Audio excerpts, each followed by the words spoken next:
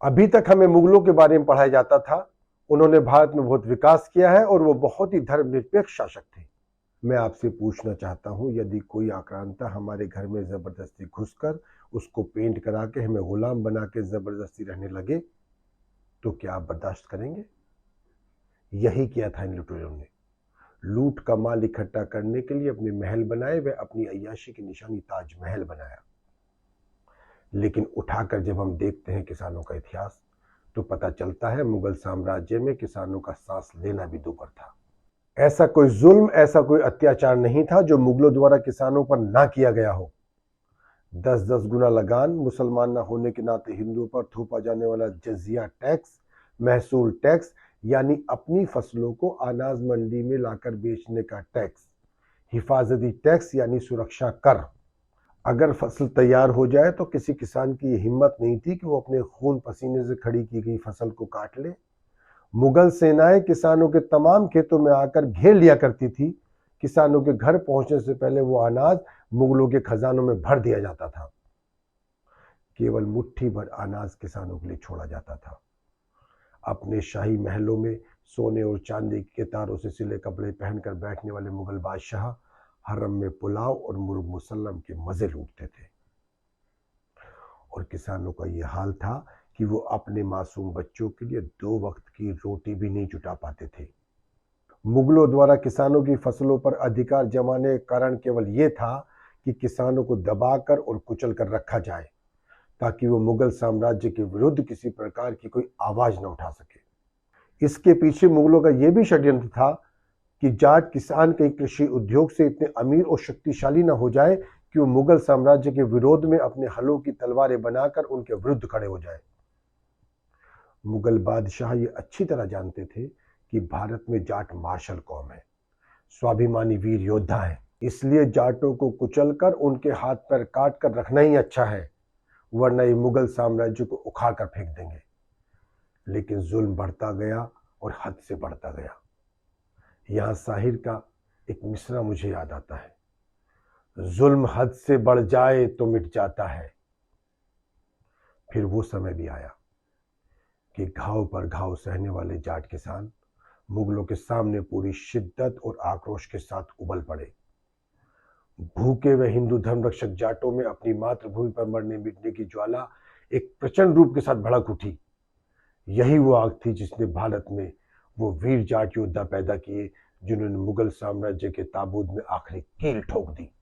फिर चाहे वो मुगलों के खिलाफ शूरवीर गोकुल सिंह जाट का औरंगजेब को दौड़ा दौड़ा कर मारना हो, या फिर राजा राम का पूरे देश को लूटने वाले मुगल बादशाह औरंगजेब से किसानों के हक वसूल करना, और नहीं दिए जाने पर मुगल सैनिकों को ढूंढकर उनका कत्ल करना, या फिर धर्म परिवर्तन का खून खेलने वाले अकबर और शाहजहां की कब्र को खोदकर उनकी अस्थियों को हिंदू रीति रिवाज से अंतिम संस्कार करके हिंदू बनाना, या फिर महाराजा सूरजमल का मुगलों को बेदखल करके 2-2 बार दिल्ली के सिंहासन पर बैठना, या जवाहर सिंह का दिल्ली को जीतकर अष्टधातु का वो दरवाजा लोहागढ़ वापस लाना जो अलाउद्दीन खिलजी राणा रतन सिंह को धोखे से हराकर चित्तौड़ से दिल्ली ले आया था।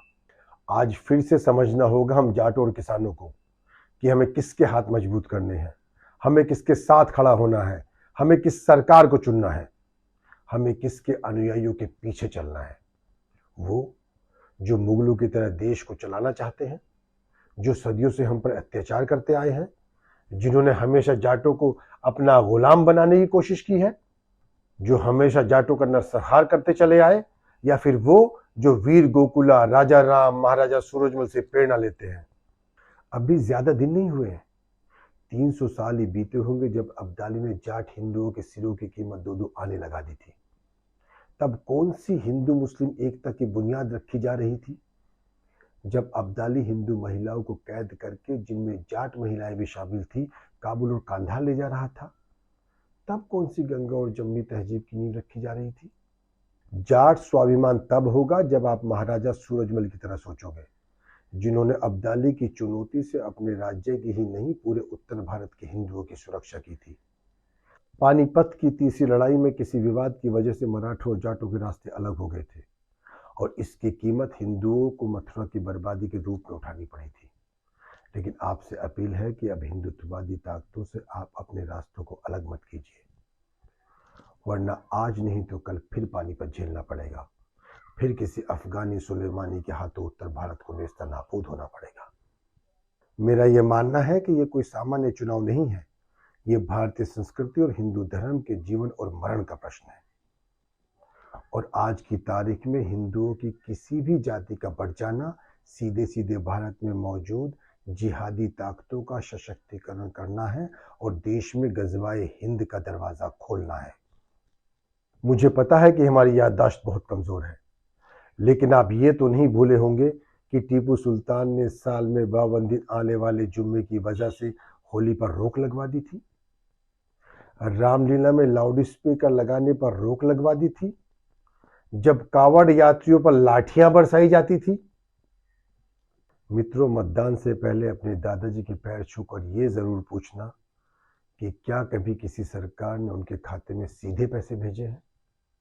अपनी माताजी से ये जरूर पूछना कि क्या कभी किसी सरकार ने चूल्हे के सैकड़ों सिगरेट के धुएं से फेफड़ों को छुटकारा दिलाने के लिए गैस कनेक्शन मुफ्त में दिया है। यदि हमारी बहू बेटी सुबह अंधेरे में शौच के लिए जंगल नहीं जा पाती थी तो सारा दिन मल को पेट में रखकर काम करना पड़ता था। क्या कभी किसी सरकार ने उन माँ बहनों के लिए शौचालय की व्यवस्था की? क्या आपके सर की छत के लिए 2-2 लाख की मदद की? क्या आप उसको वोट देंगे जिसको ईवीएम पे भरोसा नहीं, जिसको वैक्सीन पे भरोसा नहीं, जिसको पुलिस पे भरोसा नहीं, जिसको सेना पे भरोसा नहीं, जिसको चाचा पे भरोसा नहीं, जिसको बाप पे भरोसा नहीं, जिसको कृष्ण पे भरोसा नहीं, जिसको राम पे भरोसा नहीं? या उनको जिन्होंने असंभव को संभव बनाया, जिन्होंने आतंकवादियों को पाकिस्तान में घुस के मारा, जिन्होंने धारा 370 हटाई, जिन्होंने राम मंदिर बनवाया? अरे भाई दिखे जाते जाते एक बात और सुन लो, नु आदमी का नेचर सिग्नेचर तो कोई बदल नहीं सकता, यो तो अपने आप ही बदलना पड़े। फिर भी सुन लो, जाट कहे बिना मानता नहीं। जो कहीं और वोट देने गाना गा रहे ना, वे चुनाव लड़ रहे 20 सीटों पे, और पे तो बस सिंबल है, यानी कि चुनाव चिन्ह। ये थारी मजदूरी पे किसी और के खेत तैयार हो रहे। मैनू कहूं और तुम जीत भी गए और थारा बहुमत भी आ गया, तो भाई सीएम तो कोई और ही बनेगा।